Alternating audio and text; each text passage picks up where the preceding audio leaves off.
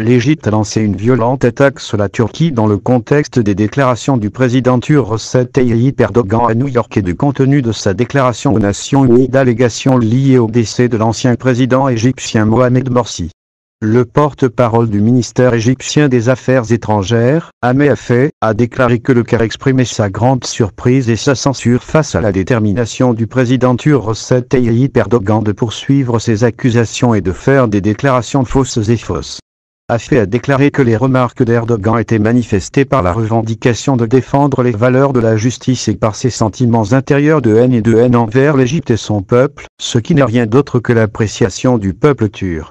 Il est ironique que ces allégations émanent de quelqu'un comme Erdogan, vu le soutien qu'il a apporté au terrorisme dans la région, ainsi qu'aux violations flagrantes de son régime contre le peuple turc amical, essayant de le faire otage d'une fausse liberté et d'une justice alléguée, a déclaré Hafez. Les récentes déclarations du président turc contre l'Égypte ne sont qu'une tentative désespérée de sa part de mettre fin à la détérioration de la situation de son régime et aux pertes successives qu'il subit tant au niveau des partis que sur la scène interne turque et sur la scène internationale, a ajouté le porte-parole. Certains faits sont la preuve de l'absurdité du discours d'Erdogan sur la justice, a-t-il déclaré. Selon les estimations des crimes commis par Erdogan et son régime, il y aurait plus de 75 000 détenus politiques entre civils et militaires en Turquie, ce qui justifie la grande expansion du régime turc dans la création récente de dizaines de nouvelles prisons. Il a souligné que des dizaines de morts parmi les prisonniers résultaient de conditions suspectes, de torture ou de maladies dues aux mauvaises conditions de détention dans les prisons turques, du licenciement arbitraire de plus de 130 000 employés de leurs emplois publics et de la confiscation de plus de 3 000 universités, écoles et établissements d'enseignement, ainsi que de milliers d'universitaires, emprisonnés et emprisonnés. Des centaines de journalistes et de travailleurs des médias, la Turquie est devenue le monde le plus emprisonné au monde pour les journalistes et les travailleurs des médias, selon plusieurs rapports internationaux.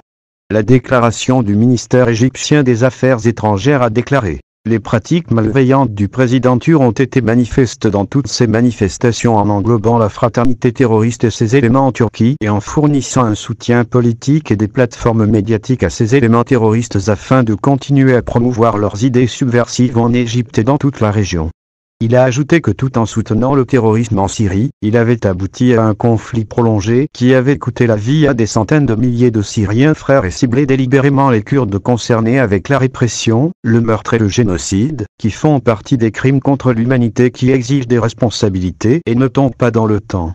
Faciliter le passage des éléments terroristes et des combattants étrangers et les aider à pénétrer dans les pays de la région, de l'Europe, de l'Afrique et de l'Asie, à les déstabiliser et à promouvoir l'idéologie extrémiste, ainsi que l'utilisation du terrorisme dans le but d'atteindre ses faux objectifs et ses rêves d'expansion, d'influence et de contrôle au-delà de ses frontières. On ne peut ignorer qu'il continue de soutenir les groupes terroristes et extrémistes et les milices armées en Libye, a-t-il déclaré. Un tel parcours qu'Erdogan continue de suivre ne montre que l'incapacité de cacher les sentiments de haine contre l'Égypte et ses progrès constants, ainsi que sa détermination à poursuivre ses tentatives de propagation de la dévastation et de la destruction dans la région, a déclaré le porte-parole du ministère des Affaires étrangères.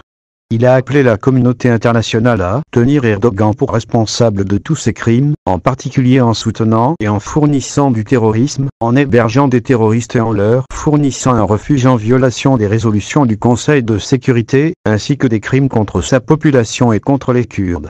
Le président turc Recep Tayyip Erdogan, de l'Assemblée générale des Nations unies, a évoqué l'assassinat du journaliste saoudien Jamal Khashoggi et le décès de l'ancien président égyptien Mohamed Morsi.